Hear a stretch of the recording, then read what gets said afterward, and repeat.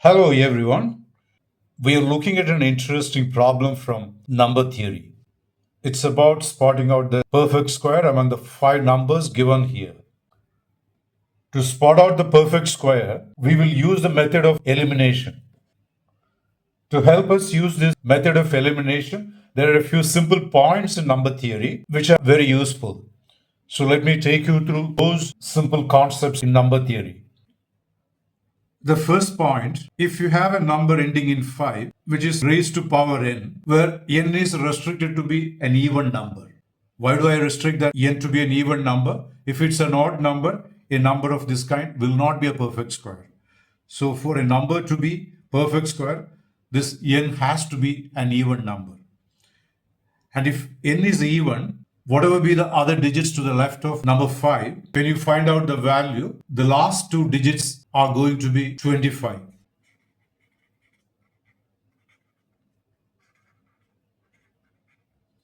You will be getting the last two digits as 75 when n is odd. But you don't need to look at that case because when n is odd, the number will not be a perfect square. The characteristic of a perfect square is that a number raised to even numbers.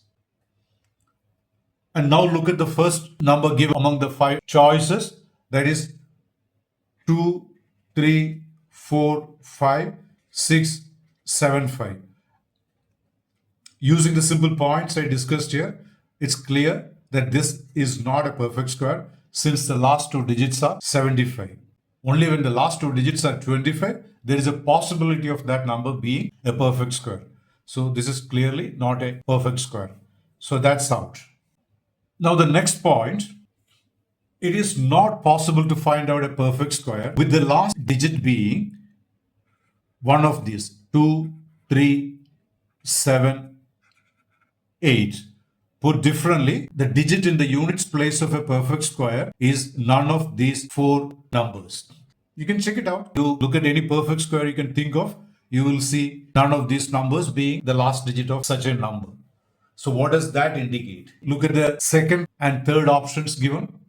See, this is the second option. 8, 4, 8, 4, 6, 1, 7, 8. This is clearly not a perfect square because no perfect square will have 8 as the last digit. And take the third option, which is 3, 2, 8, 4, 2, 7, 2. Again, like I said, no perfect square will have 2 as the digit in the units place or the last digit. So this is also clearly not a perfect square. Thus, we have eliminated three numbers from the five choices given to you. Now, there are two more options. Before looking at those two numbers, extending the logic or the principle I mentioned here, if a number is a perfect square, the last digit of that number will be either 0 or 1 or 4, 5, 6 and 9. See, if these are not the last digits, there are only these digits remaining other than this. So if a number is a perfect square, one of them will be the last digit of such a number. Now look at the fourth and fifth option given to you. They both have 4 as the last digit. Now there is one more point I would like to discuss with you, which will help us eliminate two options we are left with. If you have a perfect square ending in 4, and if you look at the digits before 4, the digits just before 4, see there will be many digits to the left of it, and if you take the digits just before 4, that number is always even. So what did I say? If you have a perfect square ending in 4, the digit before 4 is always an even number. I can give you some examples. See 64, 144, 484. Like that, if you check out all the perfect squares ending in 4, the digit before that will always be an even number. If you make use of this point and observe the last two choices we are left with, this was the fourth option given to you, and the fifth option is 2502724.